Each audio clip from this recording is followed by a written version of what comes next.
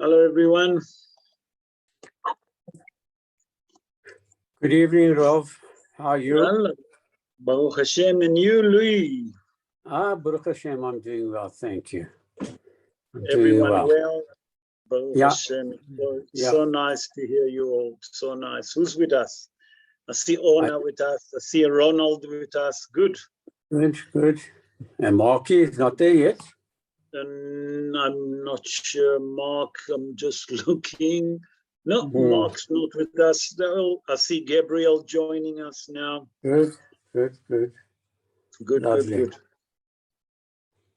We'll have a full house. We'll give another few minutes for more people to join us, and then we'll continue. I see Brian joining us. I see Stephen joining us.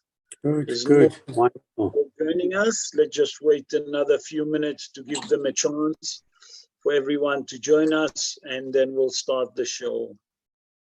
Is Les not there to give us a rundown in Israel? Okay, so Les, that's exactly. So Les, funny enough, is not in Israel. Les is, I think, in Greece. He sent me a message today. He's doing, Les is a great stamp collector, and he's in Greece for stamp affair. So he's right there in Greece. So he's not going to join us, not today and not on Sunday, because he's going to be in Greece until Tuesday. Okay. All right. Good. Let's see how things going. Who's else with us? I see Brian with us. I see Shmuley now joining us. There's a few more people joining us. Good. Yep. And then we'll start, Bezrat Hashem, we'll start the show. Just wait for more people, and then we'll start the show. Louis, are you ready on Parashat Vayishlach? Yes, I'm ready there. I'm waiting. Let's just wait for most of the group to join. And then we'll start. Let me just see who's with us. Yeah, we have Shmuley with us. We have Ronald, Orna. I see Stephen. Hello, Shmuley. How are you? I see Brian share with us, Gabriel with us. Okay, so let's start the show. Yeah, I see that Ivan joining. Let me just admit him. That's okay. Okay, so Be'ezrat Hashem, na'aseh v'natzliach v'Hashem aleinu berachamav yaviach. We're gonna dedicate the show לעילוי נשמת אסתר קדן בת קציה, מרדכי בן רחמה, הרב אברהם חיים בן אליעזר יעקב, תמר בת זהבה, רחל בת מלכה סולטנה יעקב, סלומון בן פרחה, ודבורה רות בת בילה וחיים אליהו בן ישעיהו. Also, we're going to dedicate the show לרפואה, in health of ליאורה בת מרים, מנשה נג'י בן פרחה, אורנה בלומה בת מרים, הרב אברהם בן מרינה, רב שלמה יהודה בן דליה, הינוקה, רבי הרב משה בן דבורה, איתן בן הדסה, ישראל בן זיסה, מרדכי דוד בן לאה, דבורה בת אסתר, שרה דבורה בת אלקה, צדוק בן שרה, שולמית בת חיה שינה לאה, אריה בן גיטול ושרה רבקה בת יהודית. Please God, רפואה שלמה. So now I'm gonna mute everyone. To your permission, I'm muting everyone, and we're gonna start the show. בעזרת השם נעשה ונצליח, והשם עלינו ברחמיו ירוויח. פרשת Vayishlach. Let's do the introduction like we always do to prepare us for the parsha, so we'll know what the parsha is about. In the year 2205 from the creation, straight after that, Yaakov Avinu and all of his family leave Haran. After they left Haran, immediately they're meeting with who? With Esav Rasha, that come towards them with 400 people. He bring in 400 people. After that, Yaakov Avinu show Esav, his brother, his family. Obviously, he showed all the flock, all the servant that he had, and etc. Yaakov Avinu actually given an offering, a special offering to Esav, his brother. And the offering come to the amount of 550, if you counted goats, sheep, and cattle. Obviously, they're hugging each other. We'll speak about it in the Shaul. Esav asked Yaakov to join him to come to his land, to Eretz Seir, Eretz Dom.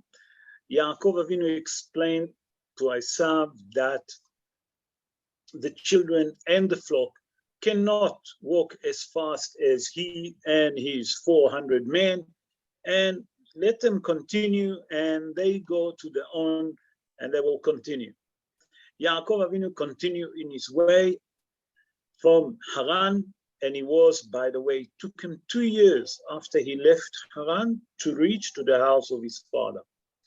Okay, where did he arrive? He arrived in the city of Shechem, and in the city of Shechem, we know what happened, that Dinah, the daughter of Yaakov Avinu and Leah, been taken by force by Shechem ben Hamor. Okay, and we know that after that, the entire city of Shechem made a Brit Milah, and Shimon and Levy on the third day actually killed all the male. We'll speak about it, Be'ezrat Hashem, in the show. Continually, on the way to Hebron, we see something very interesting, that Rachel Imenu died when she delivered Binyamin, just before she delivered Binyamin, and she was in the age of 37, very young. In the year 2208 from the creation, Yaakov Avinu actually arrived to the house of his father and his mother Yitzhak and Rivka Imenu, and he was in the age of 100. Yaakov Avinu actually after that received his name Israel.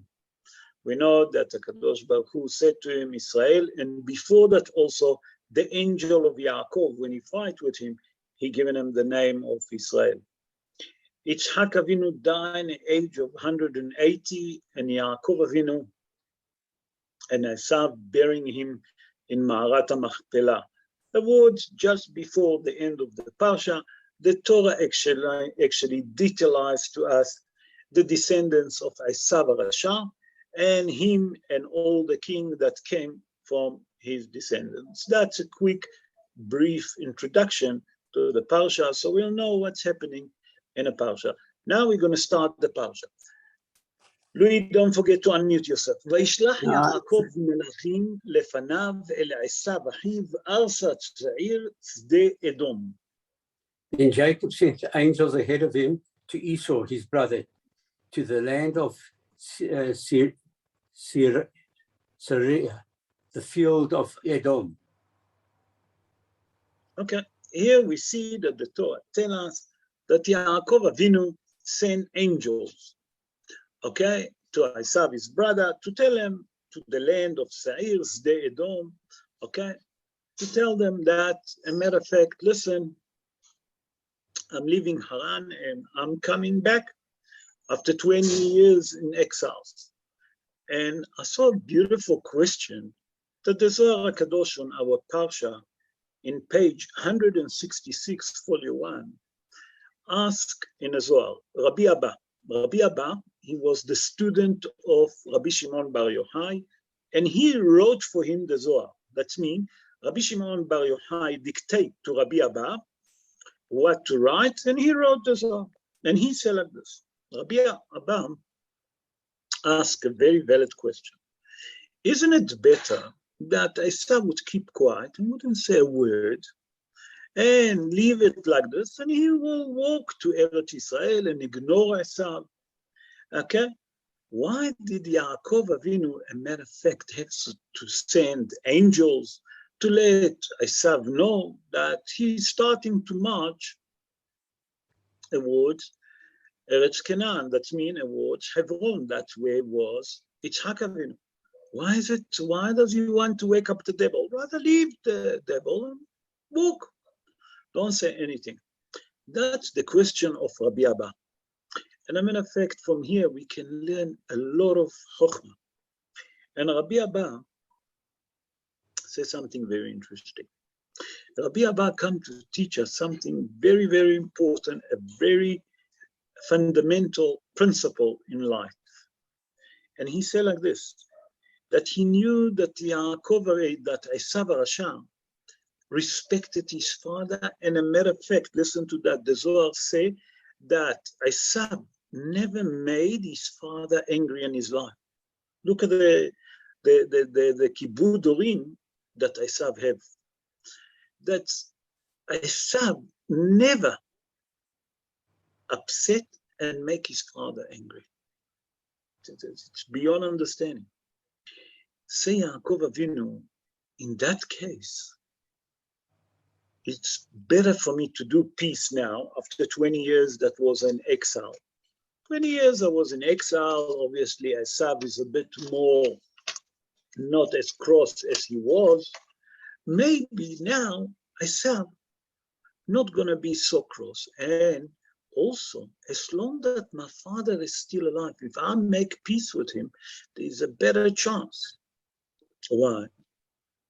Because as long as my father is alive, he will never upset him. And if he will never upset him, there is a better chance that we will come to kind of the agreement, a peace, and will be no problem. And that's why, say Rabbi Abba, why Yaakov Avinu decide to send the angels to Esav Rasha. Rabbi Avraham Saba. Rabbi Avraham Saba, we quote him many times, born in a city of Castilla in Spain. He born 581 years ago. And he wrote the famous book, Tzror Amor. We explain that his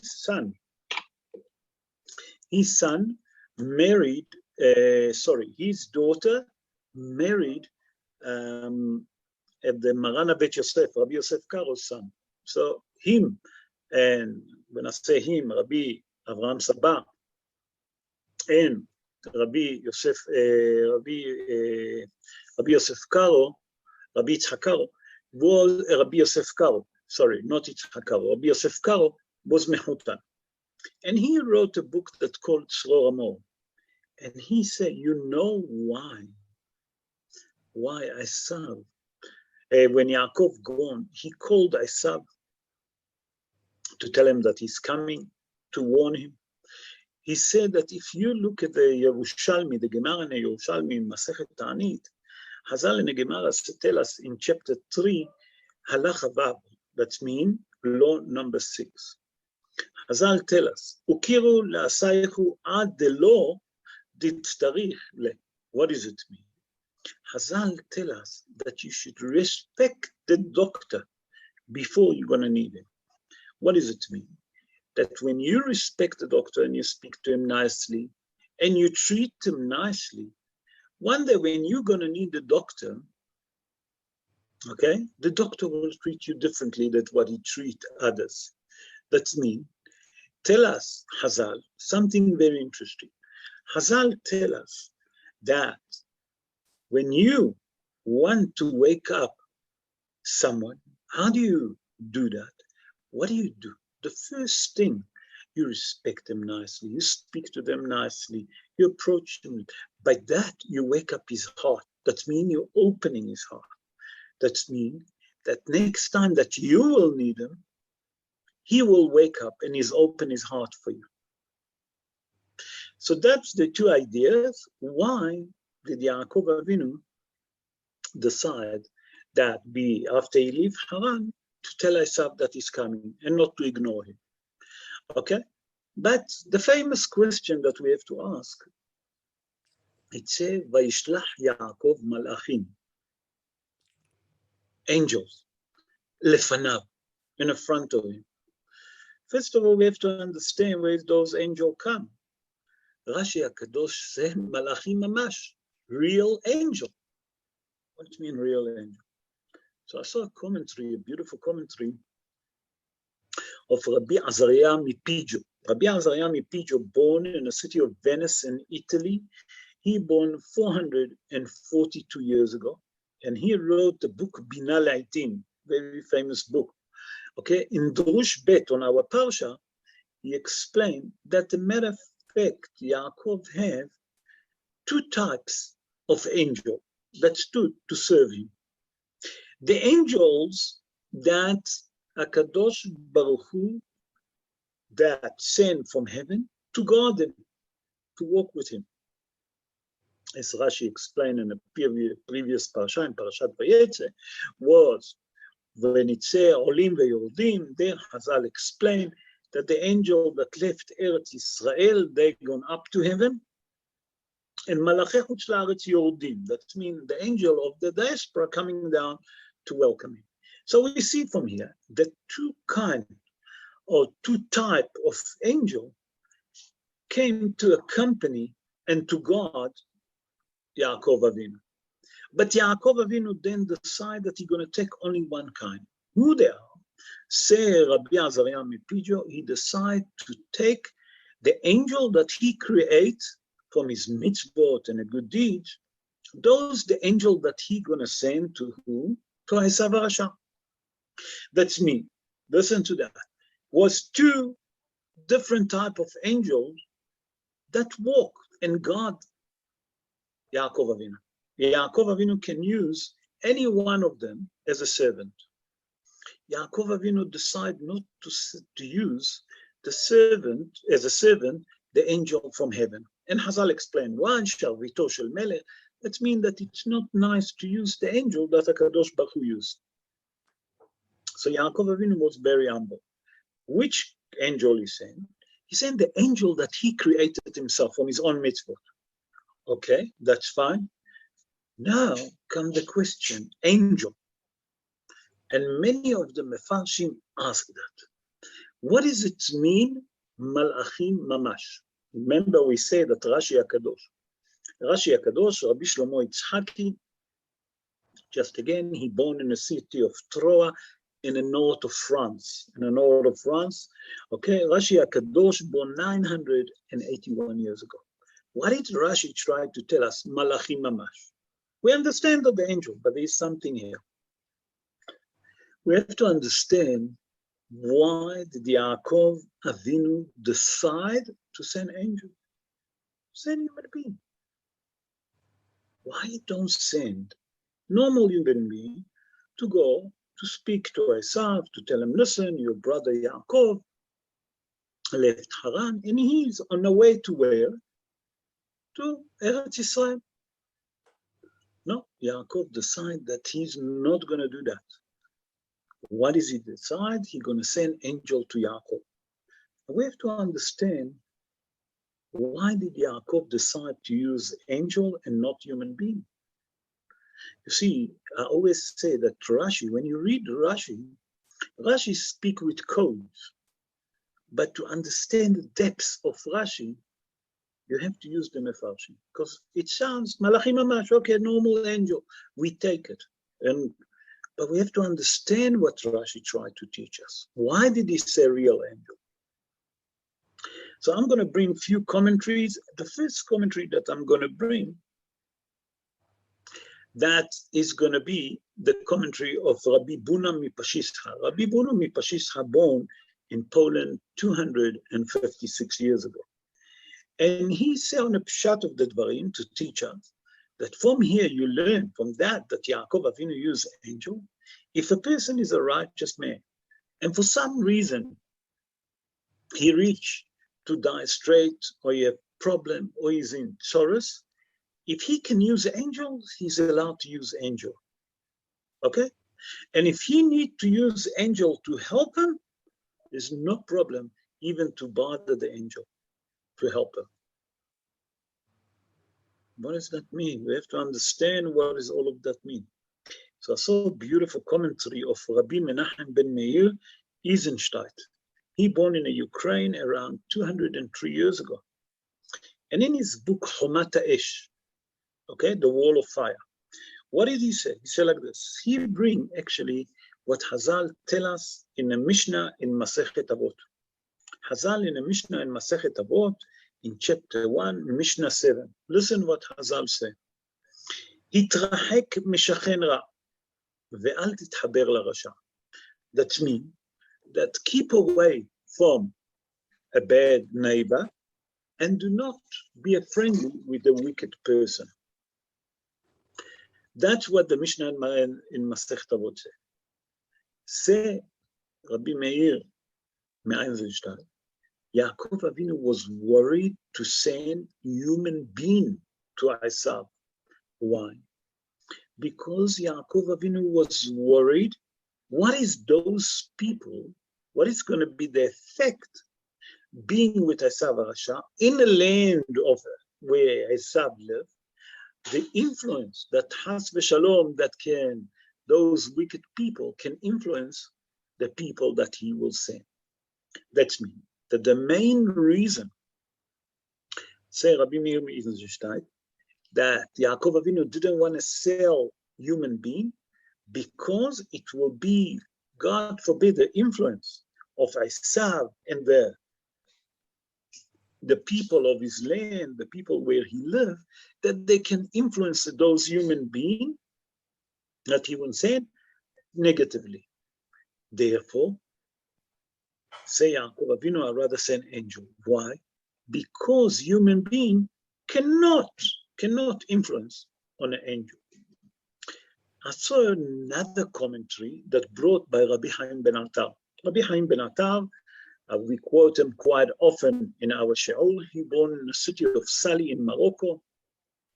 He born 325 years ago. And in his book, Or HaChaim HaKadosh, he explained that the main reason that Yaakov Avinu used angel and not human being, because if he would send normal human being, because Esav was such a great man, he was the head of Edom, the leader of Edom. He wouldn't look at normal human being on Pshat of the Dvar. Not only that, he will ignore him. He wouldn't take them seriously. Say Rabbi Chaim ben Atar, not only that, you know why also he sent angels? Because if he would send angels, if he would send human beings, they can never read what in the heart of Esav. Only an angel can see what Esav planning. Is Esav planning for war, or Esav planning to come in the name of peace? So we see from here different ideas. Why did Yaakov Avinu use angel? And from here we can learn a Musar, we can learn a great Musar. That when a person can be righteous, as much that he thinks that he's righteous, and even if you're really righteous, we have to learn from Yaakov Avinu that you cannot rely on a miracle. Lo somchim al hanes. You cannot rely on miracles. A person has to do ishtadlut atzmit. He must do first whatever he can have in his own capacity for everything. A person can't wait and think that HaKadosh Baruch Hu will make miracle for him. That will never work. And we learn that from here, that Yaakov Avinu, Bahir Sheba'avot, the chosen among the forefathers, done ishtadlut.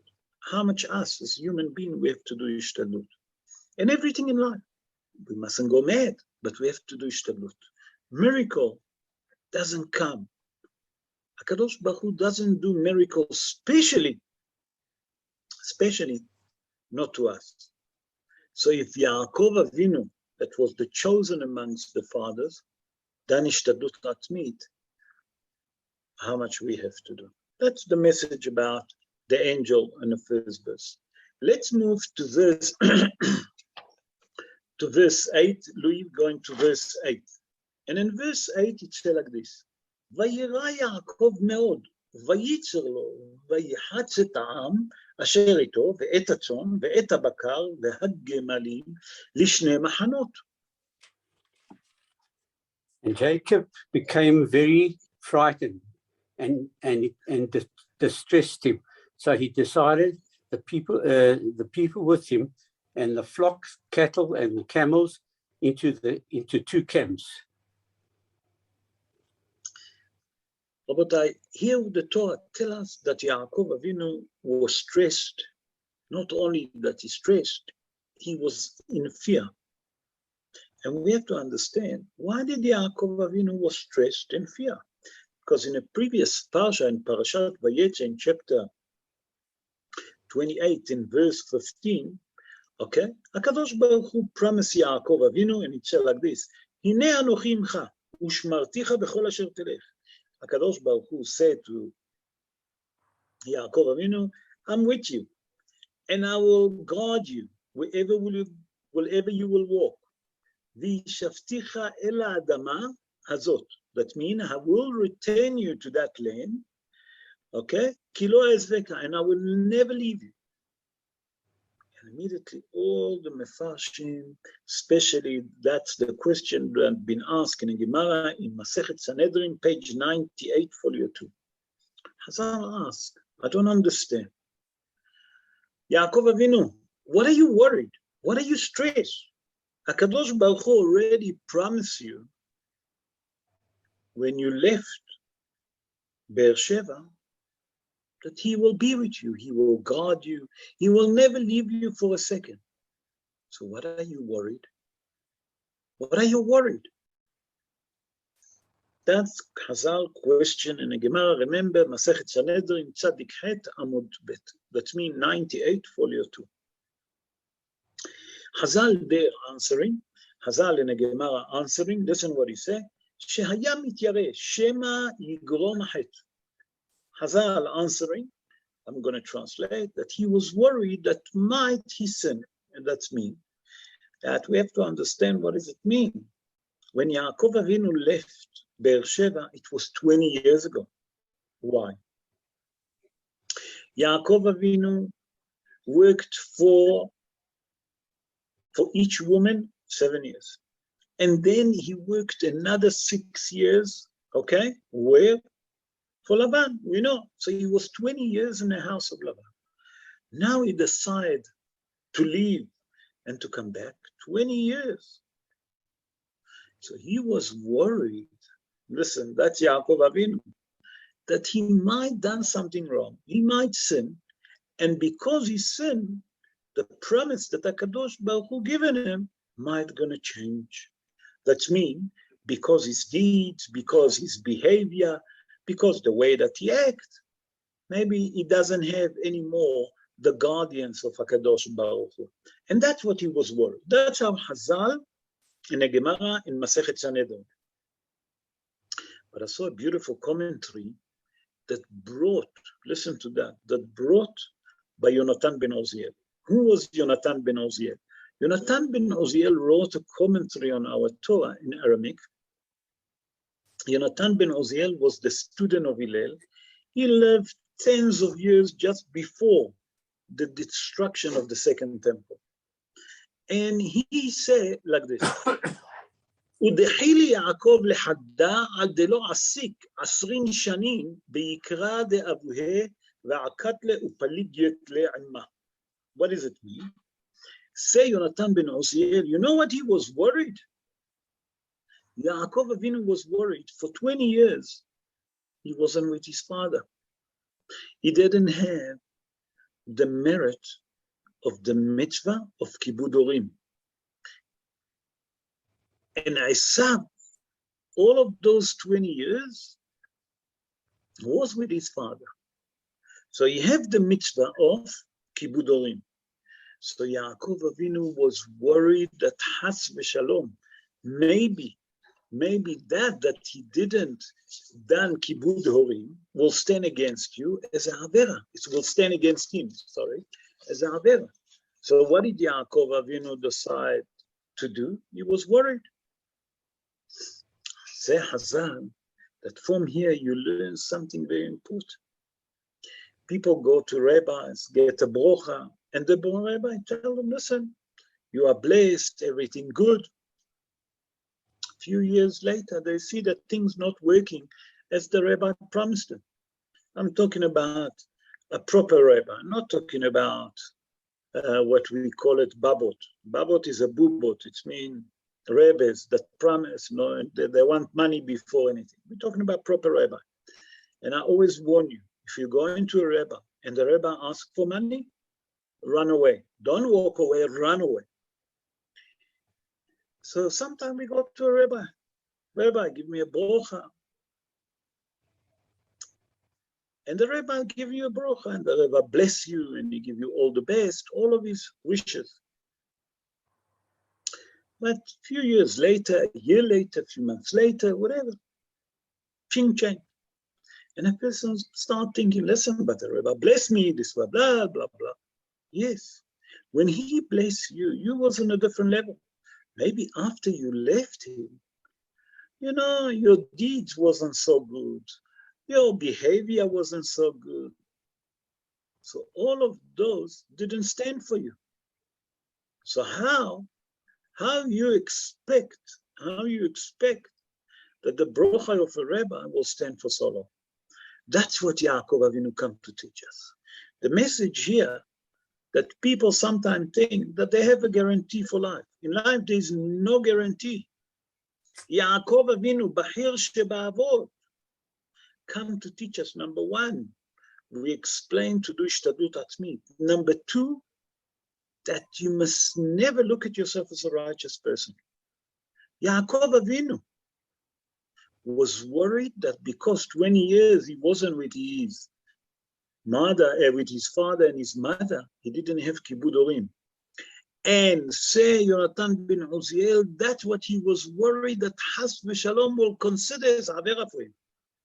And from the other way, because Yasav was with them, it will consider as a mitzvah to them. And that mitzvah will stand for Yasav if he decide to come to war, and Has v'Shalom, he can kill him. So from here, we learn something very important. A person can never trust himself. A person all the time have to look at himself 50-50, as Hazal say. All the time. Why? That when you look at yourself 50-50, you all the time have to do more mitzvot. You have to do more and more and more mitzvot, and that can help you to become a tzaddik. And that deeds, the good deeds, and the mitzvot that you do can change the decree. That's what Yaakov Avinu come to teach us in that verse. Let's move on to verse 11. Verse 11, yeah. And look what it says here. Katonti mikol hasadim umikol haemet asher asita et avdecha ki bemakli avarti et hayarden hazeh ve'ata hayiti lishne machanot. I have been diminished by all the kindness and by all the truth that you have done. Your servant, for with my staff I crossed this Jordan, and I now have become two camps. Okay, here the Torah tells us, Ki bemakli avarti et hayarden. With my stick across the Jordan Valley. You have to understand, many of the Mefarshim ask, and I saw that question. I saw it actually, that question, I have to say, I saw it in a book of Harav Ben Zion Chafi, Doresh Tzion, on Parashat HaShavua, and he bringing Harav Yitzhak Ben Yehuda Levy. Harav Yitzhak Ben Yehuda Levy born in the 13th century. It's not well known exactly when. He born in France. Exactly where and when, it's not sure. And he wrote a book called Ta'anach Raza. Okay, and in his book, he said, wait one second, I don't understand. What's happening here? We know that the Midrash tells us that Yaakov Avinu was such a strong man that he picked up himself the stone above the well that usually take at least 10 or 20 shepherds to lift up this stone that was on the well. Here came Yaakov and picked it up and put it on the side. So Yaakov Avinu was a strong man. Why did Yaakov Avinu need a stick to walk? Yaakov Avinu wasn't an old man that he needed a stick. Listen to that, how we answer. Say, Rabbi Yitzhak ben Yehuda Levy, he said, you mustn't think that the age here play a major role. No. That stick, there is a secret to it. That stick wasn't a normal stick. That stick that Yaakov Avinu had, he was hollow in the middle. And from heaven, listen to that, from heaven, they fill it up with oil. That means that the oil was inside the stick. And I'm going to connect it to Hanukkah just now, you'll see. He said that every time that Yaakov Avinu was on his journey, wherever he gone, and he needed to learn Torah, what has he done? He poured from that stick, the oil that was inside, into a jar, and he used to light it and can study Torah. That means that Yaakov Avinu have a stick that HaKadosh Baruch Hu given him that was full with oil. Okay? And say Rabbi Yitzhak ben Yehuda Levy, he said the same oil that Yaakov Avinu used, from the same oil later on Elisha, the prophet Elisha, okay, make the miracle in the house with the wife of Obadiah Navi. That he said to her, from that little oil, it will never finish. That little oil that she got from Elisha, never finished. Not only that, that from the same oil, listen to that, Rabotai, say Rabbi Yitzhak ben Yehuda Levi, that the little jar that been found during the time of the Hashmonaim, the little jar that they light from the menorah, that jar was the oil from the same stick of Yaakov Avinu. And Hazal in Midrash Rabbah come and tell us a secret about this oil. In Midrash Rabbah on Sefer Bereshit, in chapter 35, Hazal tell us something very interesting. Listen what Hazal said. There's a bit of a noise in the back. I need to mute. 1 second. I'm going to mute everyone. Okay, mute it. Okay.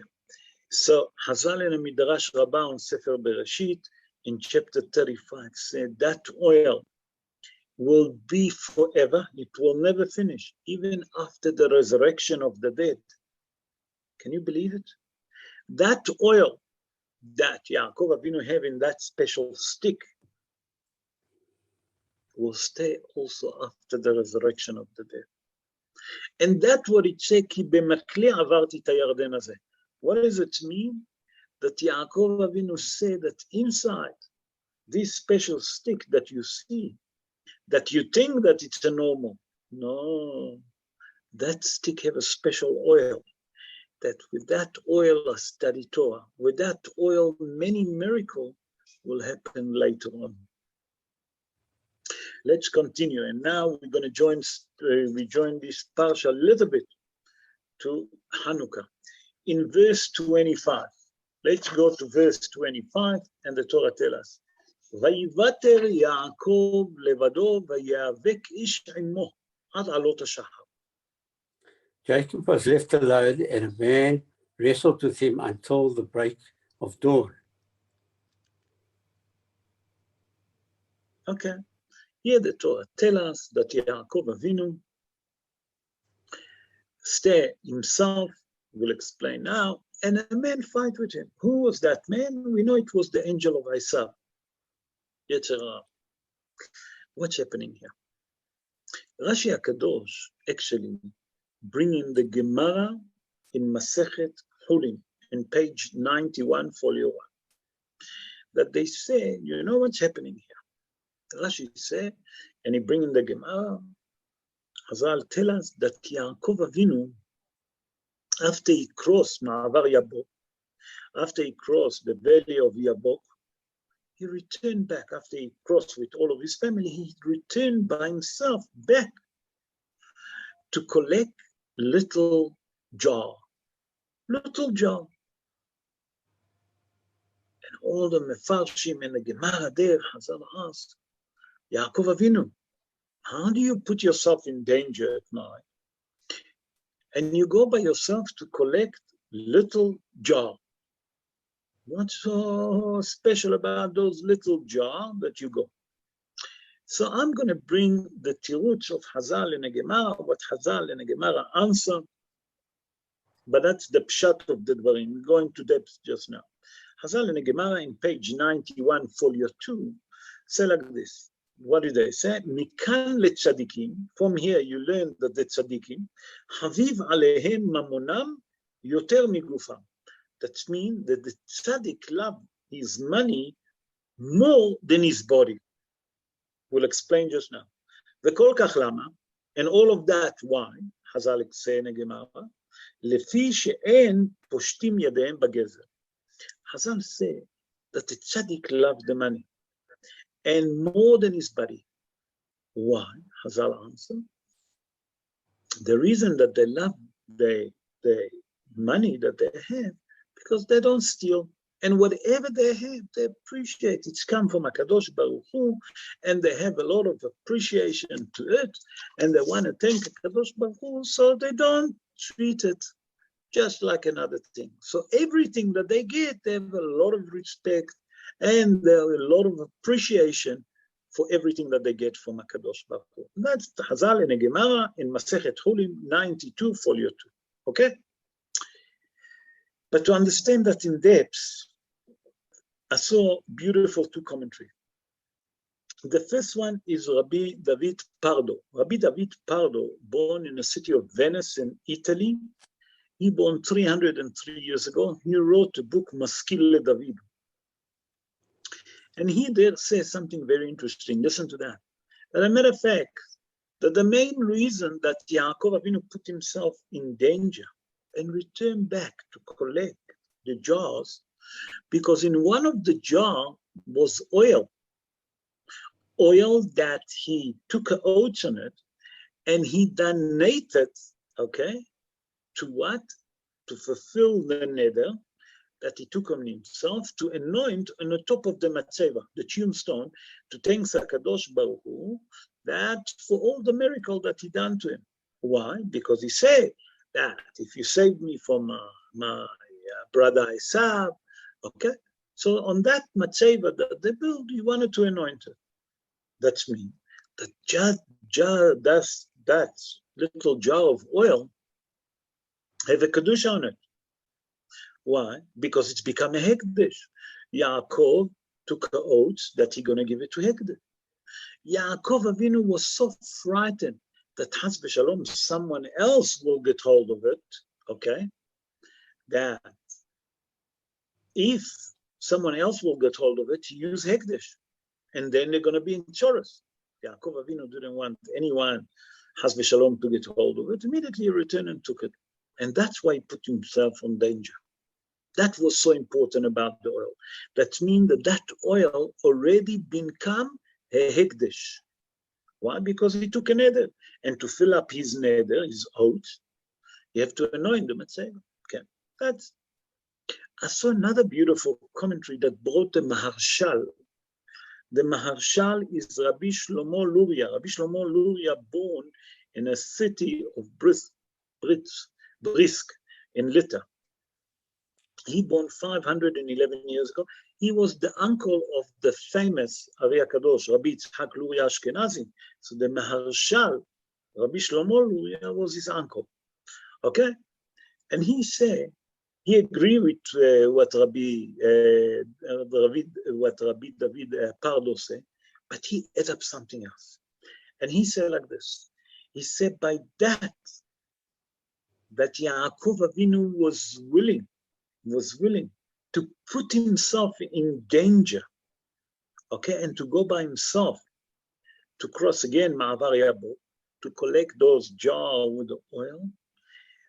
That's that sign, and that initiative that Yaakov Avinu done, that kind of act, that what stood later on to his son in a time of the Hashmonaim, that they can light the menorah from that jar of oil. That's mean by that Yaakov Avinu crossed the Yabok Valley again. That's what caused the miracle that we see in Hanukkah in the merit of Yaakov Avinu. That was Yaakov Avinu. So said the Maharshal Rabbi Shlomo Luria, not only that oil was Hekdesh, but by that Yaakov Avinu returned back to collect the oil, that act, fundamental act, stood later on, many years later, for his children in a time of the Hashmonaim, that they found a little jar and they will light without the menorah. So now we can understand why did Yaakov Avinu return to collect little jar. Let's continue, and now I'm going to chapter 33, Louis chapter 33, verse 4. And in chapter 33, verse 4, it says something very interesting. וירוץ עשיו לקראתו, ויחבקהו, ויפול על צוואריו, וישקהו, ויבכו.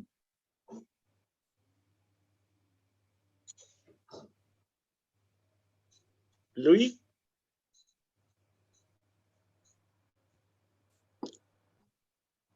Louis, are you with us?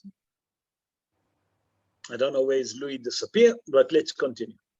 Here the Torah tells us that Esav ran towards Yaakov Avinu, and he hugged him, and they fall one on top of each other's shoulder, and it says Vayishlach, and Esav kissed Yaakov. Okay, and then the cry. The point is, it says Vayishlach, and if you look at top of the word Vayishlach, there's many dots. And many of the Mefarshim ask what's happening here. Rabbi Yaakov Baal HaTurim, that we always bring him, because he's a major important commentary on the Torah, is one of the Lakruah HaKodesh. And I explained before that all of his commentary on the Torah he wrote in one night. He born in Germany 751 years ago. He said, you know why there is a lot of dots on the word Vayishlach in the Humashim? It's come to tell you that Esav was planning to bite Yaakov Avinu. And we all know the Midrash. The Midrash said that Esav wanted to bite the neck of Yaakov Avinu. The Kadosh Baruch Hu made miracle, and his neck turned to what? To a granite, and the Midrashim said that the teeth of Esav been broken. That's on the Midrash, on the Drash. But I saw a beautiful commentary that's been written by the Sfat Emet. Who was the Sfat Emet? The book Sfat Emet been written by Rabbi Yehuda Aryeh Alter. He born in Poland 174 years ago. He was the third Rebbe of the Gur movement, the Hasidut Gur. And he says that, wait, I don't understand. The Torah tells us specifically, Vayishlach, that he kissed him. Where does it hint? How did Hazal came to that? That they say that Esav wanted to bite Yaakov. I don't understand. The Torah tells us Vayishlach. Show me. Say Rabbi Yehuda Aryeh Alter. Listen how he answered that. He said that for Yaakov Avinu, a kiss from a wicked person like Esav, this is a bite. That means that the Yaakov Avinu was so pure and so holy, and suddenly standing next to him, a person that completely impure, completely away from Yiddishkeit, a wicked person, and he will give a kiss and a hug. For Yaakov Avinu, this is like someone that biting him. Why? Because the impurity that Esav have compared to the purity of Yaakov, Yaakov couldn't take it. Yaakov couldn't take it because Esav was unpure. So for him to be hugged and to be kissed by a person like this is like someone biting him. That's how the Sfat Emet explained. So from here we learn something very important. He says like this: if you take the word neshika, neshika is a kiss, you write it like this: nun, shin, yud, kuf, hey. He said neshicha, that's a bite. How do you write the word neshicha? Nun, shin, yud, chaf, hey. That means that the difference between neshika, that it's a kiss, le neshicha, that's a bite, it's the letters kuf and kaf. That means it's all the pains who's in the front of you. If he's a wicked person, if that person is so unpure, for a person like Yaakov Avinu that was Bahir Sheba'avod, the chosen of the Father, to have next to him a person like Esav Rasha, a wicked person like Esav, that was full of tumah, full of impurity, that hug and kiss that he given him, it was like someone biting him. That's how the Sfat Emet explained. Now we can understand why there is a lot of dot on the top and how he got to that conclusion. Let's move to chapter 34. And in chapter 34, verse 23, here we're talking about what's happened in chapter 25, chapter 34, verse 25. Here the Torah speak about on the third day what Shimon and Levy done to the member of the city of Shechem. And it says like this: Vayehi bayom hashelishi be'yotam ko'avim vayikhu shne bnei Yaakov Shimon veLevi ahedina ish harbo v'yavo al ha'ir betach v'yahargu kol zachar. Louis? And it came to pass on the third day when they were in pain, and the two of Jacob's sons, Shimon and Levy, Dinah brothers, each took their sword and they came upon the city confidentially and killed every male. Okay. The Torah tells us on the pshat of the Dvarim, we spoke about it many times, but today I'm going to try and bring a different chidush. That on the third day, what's happened? Shimon and Levi killed the entire member of Shechem, all the male. And immediately many of the Mefarshim say, wait, 1 second. Oh. Shechem, the son of Hamor, he's the one that raped Dinah. Kill him. No. Shimon and Levi decide to kill the entire city. All the male in a city of Shechem. So to say, it's look like Shimon and Levi killed innocent people. That's the question of Or HaChaim HaKadosh, Rabbi Chaim Ben Atar. How can you kill all the city? You have a deal with Shechem ben Hamor, or with Shechem and Hamor and his father. Kill both of them. But to kill the entire city, what are you two doing? We have to understand that. So there is few ideas that I'm going to bring.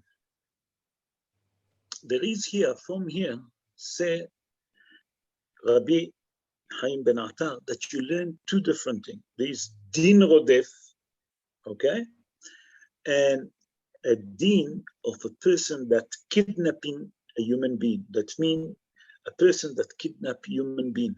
Two different halachot. He said, number one, Shimon and Levi,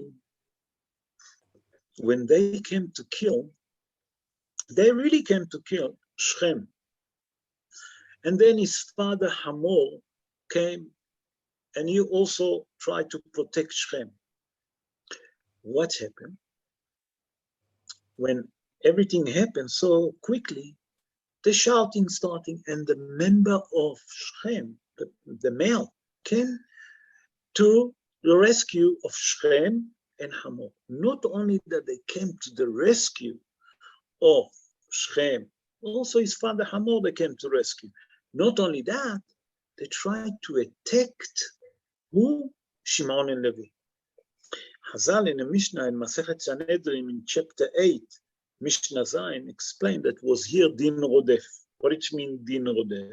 When it's someone that you try to, a person that try to protect other people and try to kill you, you have a rodef. What it means a rodef? That a person that come to kill you, you must stand up to kill him immediately. Say Rabbi Chaim ben Attar that when the member of Shechem tried not only to protect Shechem and his father Hamor, they also tried to attack who? Shimon and Levy. They have the right to kill him. Why? Because here we have the din of Rodef, and a din of Rodef, if a person have a din of Rodef, you're allowed to kill him. That's one answer.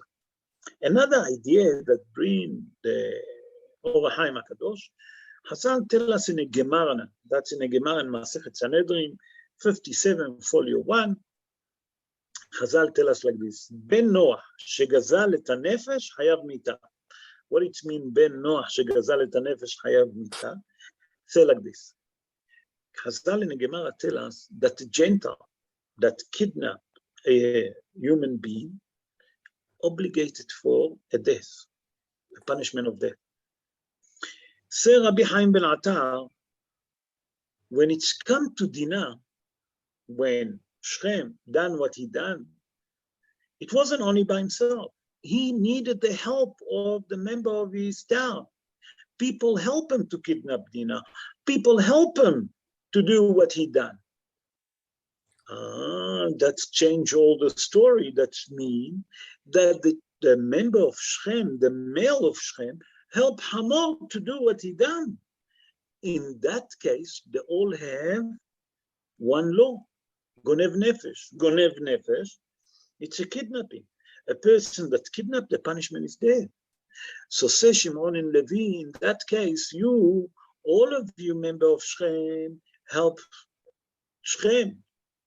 You help the son of the mayor, the son of the owner, the president, or the son of the king of Shechem. You help him to do what he done. In that case, you part of it that you kidnap a soul, and all of you now deserve the punishment of death.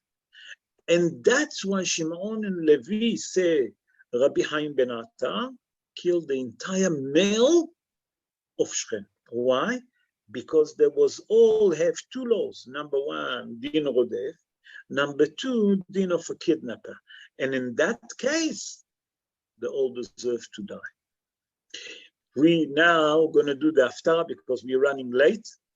Louis, just remember, we doing the Haftarah. The Haftarah that we're going to read is the Haftarah from Tre'asar, the prophet Obadiah. And he says something very interesting in verse 1. Listen what it says. Hazon Obadiah, Ko amar Adonai Elohim le'edom, shemoa shama'nu, me'et Adonai, utzir bagoyim shulah, kumu, venakuma alea lamilchama. A vision of that, so says my Lord Hashem, Elohim, about Edom. We have heard tidings from Hashem and against amongst the nations, and envoy has been sent. Arise, let us rise up against her and do battle. We have to understand what the prophet tried to tell us here. Chazal explained like this. It's brought, I saw it, it's brought in a book of Rav Ovadia Yosef, Rav Ben Yom Chafi, Shalita, and he bring it, that he saw it in Tana Devei Eliyahu Zuta. That's a book that they call Tana Devei Eliyahu Zuta, Zuta, it means small, referring to who? To Eliyahu Hanavi. In chapter 19, it said, we all know the Midrash, when Yaakov Avinu and Esav, Rasha, was in a womb, and of their mother, they have a decision. Esav, Yaakov Avinu say, I will take the world to come, and you will take this world. You can benefit entirely from this world. And they agree. And many years later, when we saw the meeting between Esav and Yaakov, Esav looked at Yaakov and said to him, wait, you have a wife, you have kids, you have flock, you have servant. I see that you're benefiting from this world. That wasn't the deal. The deal was that you will benefit from the world to come. This world belongs to me. You're not allowed to benefit from it. Listen, we have to change the agreement. I want a half of your share, and you'll have a half of my share. What does it mean? That now that you got what you got, that means that you're benefiting from this world. I want to benefit also from the world to come. That's on a pshat of the Dvarim, what Tana the Vayishlach say, Tana the Vayishlach Zuta say in chapter 19. What's happening? He says, Shmu'a Shama'nu. We hear a rumor, okay? Me'et Hashem, from the Almighty. V'tzir bagoyim shulah. What does it mean, V'tzir bagoyim shulah? We have to understand that. Hazal in a Yerushalmi, in a Gemara, in Masechet Nedarim, chapter 3, law number 8. Hazal say that for the future, listen to that, Esav Rasha will wrap himself with the talis, like big righteous man, like and he will walk and he sit amongst all the righteous in Gan Eden. And suddenly the Kadosh Baruch Hu will come, in will pull him out of Gehenna, and he chased him away from Gan Eden, and he took him back to his place in Gehenna. And that's what the prophet said. Shmu'a Shama'nu, we hear that rumor from HaKadosh Baruch Hu, V'tzir bagoyim shulah, that one goy will be kicked out. Kicked out from where? Kicked out from Gan Eden.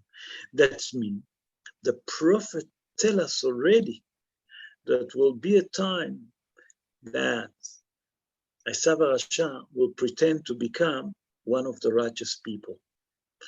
And he will dress up like a righteous people. And he will come even to Gan Eden. And he will sit amongst the righteous in Gan Eden. He will try to benefit from that spiritual. But immediately will come a Kadosh Baruch Hu and will draw him out of Gan Eden and put him in the right place in Gehenna. That's what the prophet tried to tell us. B'ezrat Hashem, that we should all merit to see it soon in our days. That's what we say every day in the Tehillah, in the Tefillah. ועלו מושעים בהר ציון לשפוט את הר עשיו, לשפוט את הר עשיו. והייתה להשם המלוכה. The kingdom will be to HaKadosh Baruch Hu. B'ezrat Hashem, that we should all merit to see it speedily in our days. We'll see the Mashiach coming and the building of Ted Bet HaMikdash speedily in our day. Amen. Ken Yeh Ratzon. Anyone that have any question, b'chavod, you can unmute the microphone and you can ask a question regarding the parsha. B'chavod. Hello, it's Anthony. How are you? Baruch Hashem, Antonio, how are you? All right, thanks. Chapter Yes, 35, verse 20. Jacob set up a monument over his grave, over her grave. It is a monument of Rachel's. Whoa. Let me get there. I'm not sorry, there. Sorry. 35? 35:20, verse 20.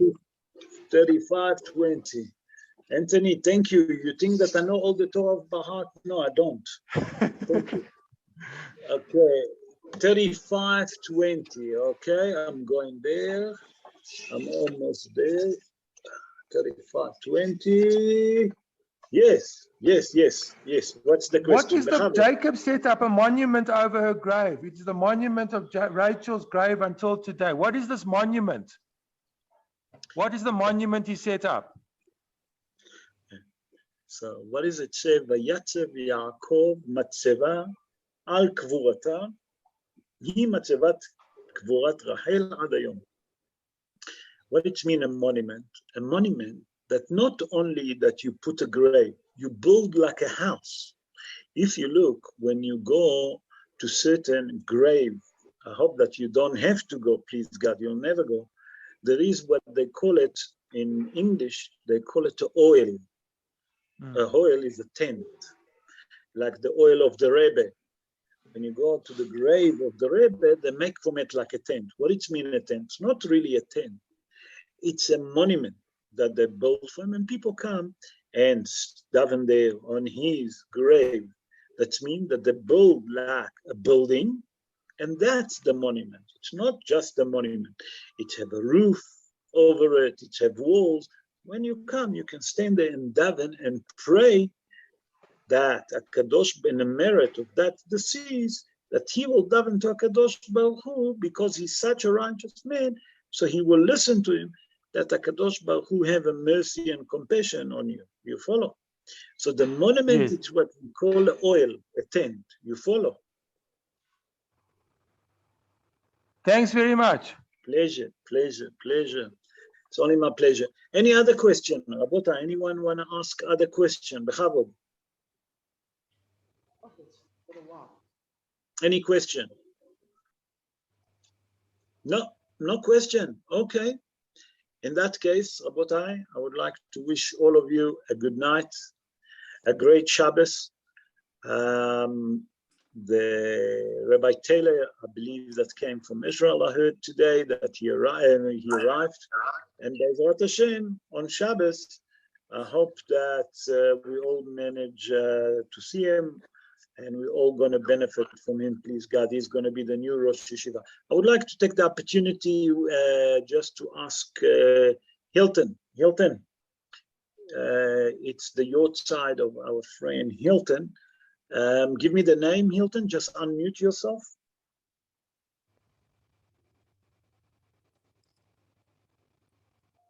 Hilton, are you with us? No, I don't know. Hilton is not with us. I would like to dedicate the show also in memory of his late mother, and to wish him, please God, arichut yamim, and may you never see any more sadness. In the meantime, Rabotai, have a good night, a great Shabbos, Shabbat Shalom, and all the best to all of you.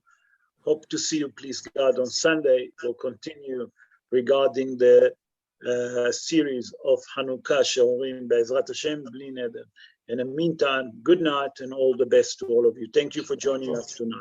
All the best. Shabbat Shalom to you too. Shabbat Shalom. Shabbat Shalom.